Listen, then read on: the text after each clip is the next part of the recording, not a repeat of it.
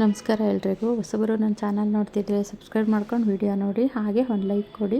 ನಾನು ಹಾಕೋ ವಿಡಿಯೋಯಿಂದ ನಿಮ್ಗೆ ಉಪಯೋಗ ಇದೆ ಅನಿಸಿದ್ರೆ ಬೇರೆಯವ್ರಿಗೂ ಶೇರ್ ಮಾಡಿ. ಬನ್ನಿ ಇವತ್ತಿನ ಬ್ಲಾಗ್ ಸ್ಟಾರ್ಟ್ ಮಾಡೋಣ. ಲಿಕ್ವಿಡ್ ಕೊಟ್ಟು 1 ವಾರಕ್ಕೆ ಎಷ್ಟು ಚೆನ್ನಾಗಿ ಗಿಡದಲ್ಲಿ ಮೊಗ್ಗೆಲ್ಲ ಬಂದಿದೆ. ಆ ಲಿಕ್ವಿಡ್ ಯಾವುದು ಅಂತ ನೋಡೋಣ ಬನ್ನಿ. ನೋಡಿ, ಈ ಗಿಡಕ್ಕೆ ನಾನು ಲಿಕ್ವಿಡ್ ಕೊಟ್ಟು 1 ವಾರ ನಾನು ಇದನ್ನು ತೆಗೆದಿಟ್ಟಿದ್ದೆ. ಅದು ಹೂವೆಲ್ಲ ಆದಮೇಲೆ ಮುಗ್ದಿತ್ತಲ್ಲ ಅಂದ್ಬಿಟ್ಟು ಅದು ಟ್ರಿಮ್ ಮಾಡೋಣ ಅಂತ ತೆಗೆದಿಟ್ಟಿದ್ದೆ. ನಾನೊಂದು ಲಿಕ್ವಿಡ್ನ ಹಾಕಿದೆ. ಆ ಲಿಕ್ವಿಡ್ ಹಾಕಿದ್ಮೇಲೆ ನೋಡಿ ಎಷ್ಟು ಚೆನ್ನಾಗಿ ಅದರಲ್ಲಿ ಮೊಗ್ಗಾಗಿದೆ ಅಂತ.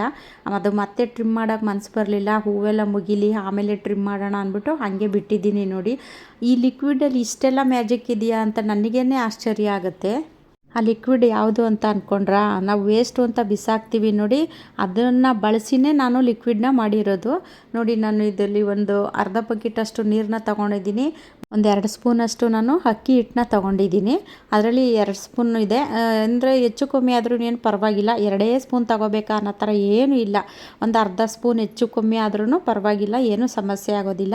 ನಾನು 2 ಸ್ಪೂನಷ್ಟು ಅಕ್ಕಿ ಹಿಟ್ಟನ್ನ ತೊಗೊಂಡು ಈ ನೀರಲ್ಲಿ ಹಾಕ್ಬಿಟ್ಟು ಚೆನ್ನಾಗಿ ಮಿಕ್ಸ್ ಮಾಡ್ತಾ ಇದ್ದೀನಿ. ಇದಕ್ಕೆ ನಾನು ನೆಕ್ಸ್ಟು ಮಜ್ಜಿಗೆ ಹಾಕ್ತಾ ಇದ್ದೀನಿ. ಅಂದರೆ ಹುಳಿ ಬಂದಿರೋ ಅಂತಹ ಮಜ್ಜಿಗೆ. ಹುಳಿ ಬಂದಿದ್ರೆ ತುಂಬಾ ಒಳ್ಳೆಯದು ಗಿಡಗಳಿಗೆ. ಈಗ ನಾವು ಮಜ್ಜಿಗೆ ಕಡಿದ್ಬಿಟ್ಟು ಬೆಣ್ಣೆ ಎಲ್ಲ ತೆಗೆದು ಆಗಿರುತ್ತಲ್ಲ, ಆ ಮಜ್ಜಿಗೆ ಇದು. ಅದನ್ನು ನಾನು ಇದರೊಳಗಡೆ ಸೇರಿಸ್ತಾ ಇದ್ದೀನಿ. ನಾನು ಈ ಥರ ಮಜ್ಜಿಗೆ ಎಲ್ಲನೂ ಸ್ಟೋರ್ ಮಾಡಿ ಇಟ್ಟಿರ್ತೀನಿ. ಬೇಕು ಅಂದಾಗ ನಾವು ಗಾರ್ಡನ್ನಲ್ಲಿ ಬಳಸ್ಕೋಬೋದು.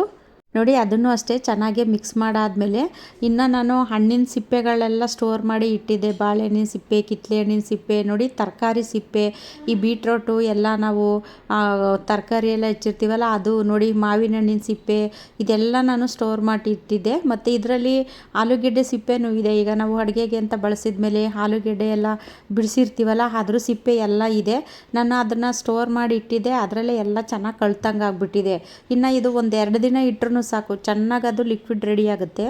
ನೋಡಿ, ಇವಾಗ ನಾನು ಅದರಲ್ಲಿ ಹಾಕ್ಬಿಟ್ಟು ಚೆನ್ನಾಗಿ ಮಿಕ್ಸ್ ಮಾಡಿ, ನೀವು ಅದ್ರ ಮೇಲೆ ಒಂದು ಪ್ಲೇಟು ಏನಾದರೂ ಮುಚ್ಚಿಬಿಟ್ಟು ಒಂದು 2 ದಿನ ಇಟ್ಟರೂ ಸಾಕು. ತುಂಬ ಜನದ್ರ ಕಂಪ್ಲೇಂಟ್ ಒಂದೇ ಇರುತ್ತೆ, ನಾವು ಎಷ್ಟೇ ಪ್ರಯತ್ನ ಪಟ್ಟರು ನಮ್ಮ ಗಿಡದಲ್ಲಿ ಹೂ ಚೆನ್ನಾಗಿ ಬರಲ್ಲ ಅಂತಿರ್ತೀರಲ್ಲ. ಅಂಥವರು ಈ ಥರ ಲಿಕ್ವಿಡ್ ಎಲ್ಲ ಮಾಡಿ ಗಿಡಗಳಿಗೆ ಹಾಕೋದ್ರಿಂದ ತುಂಬ ಚೆನ್ನಾಗಿ ರಿಸಲ್ಟ್ ಬರುತ್ತೆ. ನಾನು ಸುಳ್ಳು ಹೇಳಿದ್ರೆ ಬೇಕಾದ್ರೆ ಚೆಕ್ ಮಾಡಿ ನೋಡಿ, ನಿಮಗೇ ಗೊತ್ತಾಗುತ್ತೆ. ಉದಾಹರಣೆ, ನನ್ನ ಮಲ್ಲಿಗೆ ಗಿಡನೇ ಇದೆ. ನಾನು ಅದನ್ನು ಕಟ್ ಮಾಡೋಣ ಅಂತ ತೆಗೆದು ಇಟ್ಟಿದ್ದೆ.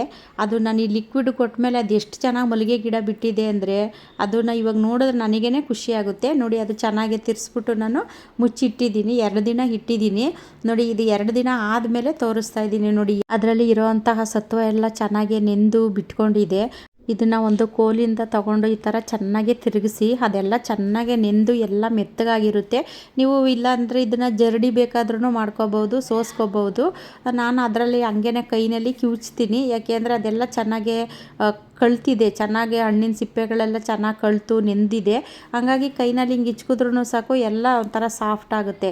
ಆ ಹಿಂಡಿದ್ದೆಲ್ಲನೂ ತೆಗೆದ್ಬಿಟ್ಟು ನೀವು ಕಾಂಪೋಸ್ಟಿಗೆ ಬೇಕಾದರೂ ಹಾಕೋಬೋದು. ಇಲ್ಲಾಂದರೆ ಯಾವುದಾದ್ರೂ ಗಿಡದ ಬುಡದಲ್ಲಿ ಸ್ವಲ್ಪ ಮಣ್ಣನ್ನು ತೆಗೆದುಬಿಟ್ಟು ಅದರ ಹಾಕ್ಬಿಟ್ಟು ಮಣ್ಣನ್ನು ಮುಚ್ಚಿದ್ರೂ ಆಗುತ್ತೆ.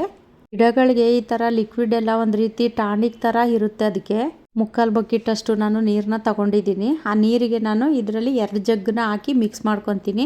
ನೀವು ಯಾವುದೇ ಒಂದು ಲಿಕ್ವಿಡ್ ರೆಡಿ ಮಾಡಿದ್ರೂ ಅಷ್ಟೇ ಡೈರೆಕ್ಟಾಗಿ ಮಾತ್ರ ಗಿಡಗಳಿಗೆ ಕೊಡಬಾರ್ದು.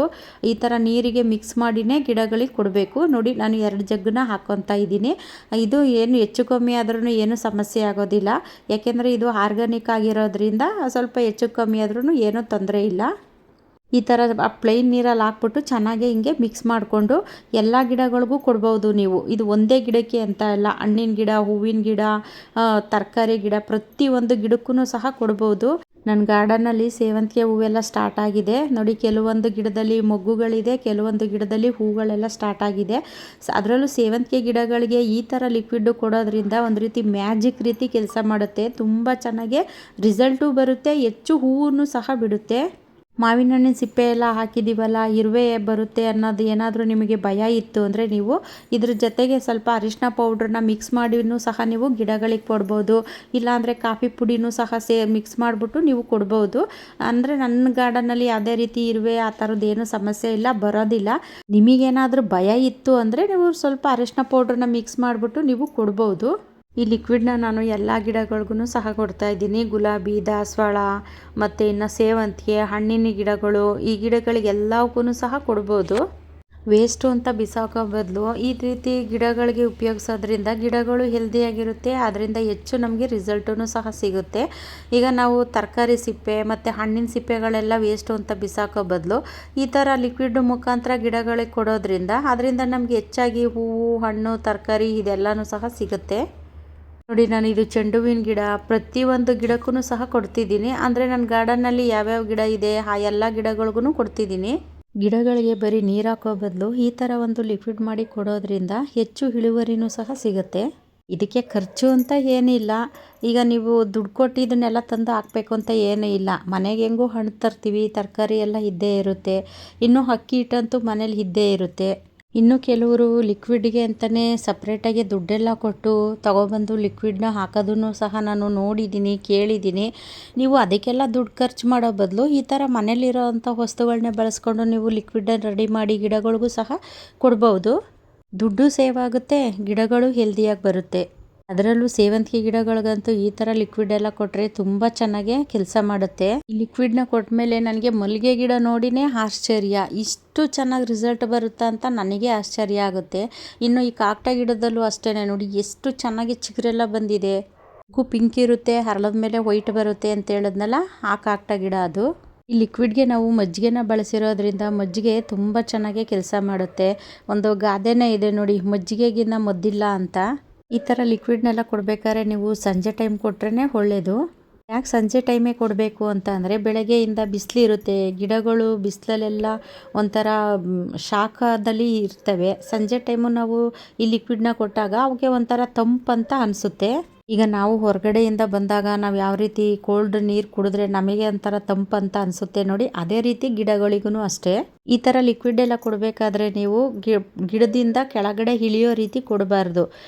ಸ್ವಲ್ಪ ಕಮ್ಮಿನೇ ಕೊಡಿ, ಸುಮ್ಮನೆ ವೇಸ್ಟ್ ಆಗೋ ಥರ ಎಲ್ಲ ಕೊಡಬೇಡಿ. ಯಾಕೆಂದರೆ ನಾವು ಹಾಕಿದ ಲಿಕ್ವಿಡ್ ಎಲ್ಲ ಕೆಳಗಡೆ ಇಳಿದೋಯ್ತು ಅಂದರೆ ಏನೂ ಪ್ರಯೋಜನ ಇರಲ್ಲ.